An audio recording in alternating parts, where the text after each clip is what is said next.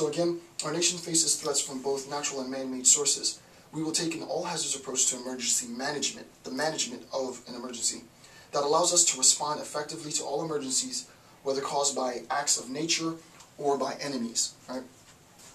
What we recognize is if we look at the relationship between policies, goals, and the overarching strategy, if we recognize that the strategy is a proactive attempt to mitigate the level or prevent or inhibit the level of terrorist threat, and we recognize that the government is itself taking a very holistic approach to the strategic approach, the strategic development of policies and goals with respect to securing the nation's borders, we really have a very global, very broad macro sense of just how large this strategic plan is.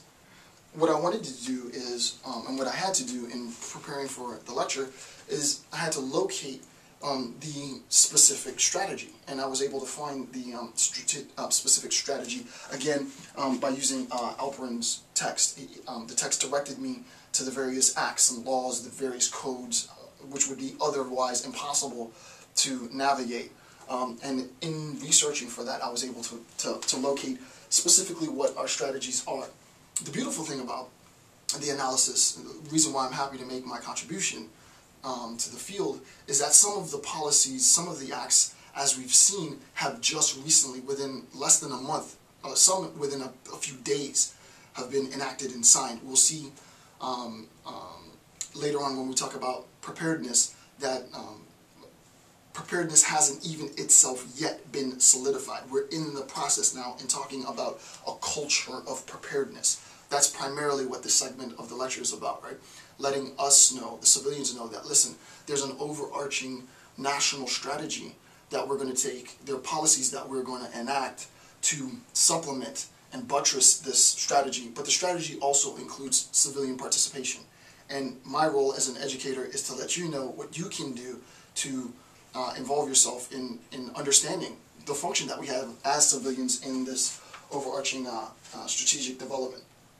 Okay, so what I would like to do is to discuss specifically now in a bit of detail the 5 strategic goals for the Department of Homeland Security. So the Department of Homeland Security has 5 strategic goals. I'm going to talk about each of the 5 strategic goals that are set by the Department of Homeland Security. I'm going to give you the necessary requisite acts and laws that have been, executive orders and such, that have been enacted to support these goals, and then also what we can do as civilians to contribute to the larger strategic development of securing the United States of America. First let me put the title, 5 strategic goals, G-O-A-L-S, of the Department of Homeland Security. And the first of these goals is protecting our nation from dangerous people. This comes directly out of the handbook, if you will. First is protecting our nation from dangerous people. Alright, so we need to protect our nation from dangerous people. And the way that we go about protecting our nation from dangerous people unfolds systematically. And what I want to do is not just, you say, sort of this general account, what we need to do is protect our nation from dangerous people. Duh, of course we do, right? What we want to see is exactly how is that conceptualized. How is the protection of our nation from dangerous people conceptualized at the national, at the federal level? Well, the first thing we have to recognize is that border control is going to become essential, right? Strengthen role of the U.S. Customs and Border Protection, right? Customs and Border Protection.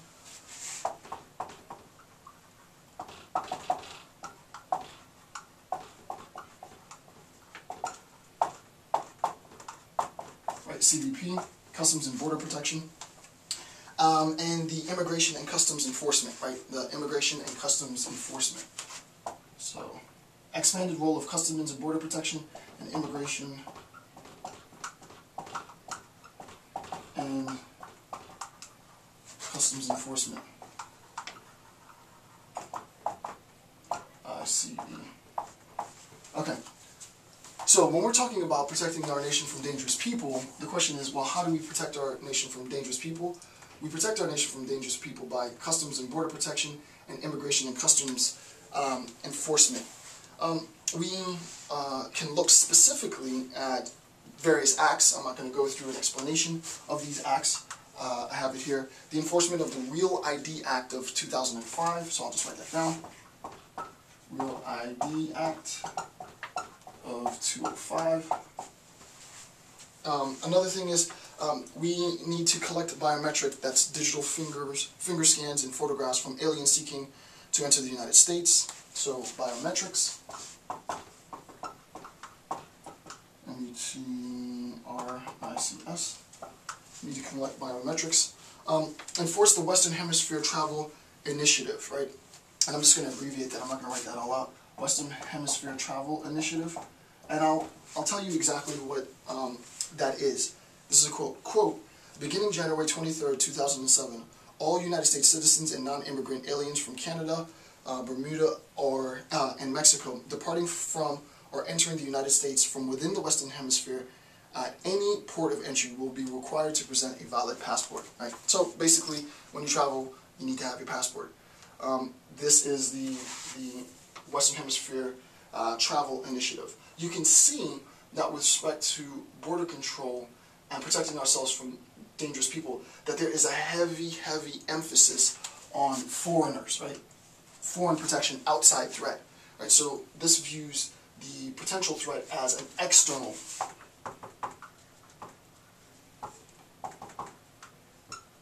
There's a heavy emphasis in the literature through all the different acts and policies, many of which I've emphasized here, is we are, as a nation, specifically through customs and border protection and immigration and customs enforcement, going to protect our shores, the United States of America, from dangerous people through these avenues. Obviously, these avenues, with the exception of United States citizens here, assume that when we're talking about threats, we're talking about external threats. Now, this is not what is said in the literature. This is my analysis of what's being stated. There's one more thing, and then I want to discuss this a little bit.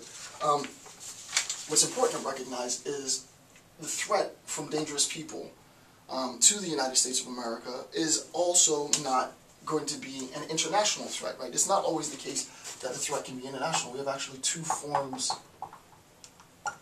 of threat. Right?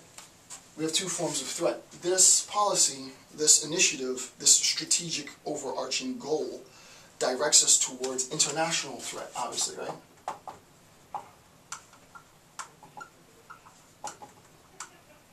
Right? It directs us towards international threat. Customs and Borders Protection, Immigration, Real ID Act of 2005, Biometrics, lots of international. This is more national. The threat from dangerous people isn't only going to be exclusively an international threat, it's also going to be domestic. Right? We have homegrown terrorists as well. My little 2 cents, if I can put it, is that it's important to make sure that in the formulation of our policies and in the articulation of and the codification of law, that we recognize that there is a huge potential for domestic threats as well, right? And there needs to be policy objectives, there need to be goals that address this overarching strategy that specifically identify domestic threat. From my perspective, and this is just my interpretation as a scholar, as an analyst, what I've seen in a discussion on protecting our nation, the first point from dangerous people, is that a lot of emphasis, rightfully so, has been placed on international threats, and not enough emphasis placed on domestic threats. So for the powers that be, if you ever get around to watching this video, you know, it's important to make sure that we incorporate within, as Kugler said, our overarching strategy, the relationship between policies and goals and the overarching strategy for a secured homeland, that we incorporate the necessary policies and laws to minimize domestic threats as well, right? So very, very, very important point, I think. Actually, let me see. Yeah, next point in the analysis is the enforced immigration laws and immigration services, right? We want to make sure that we can enforce immigration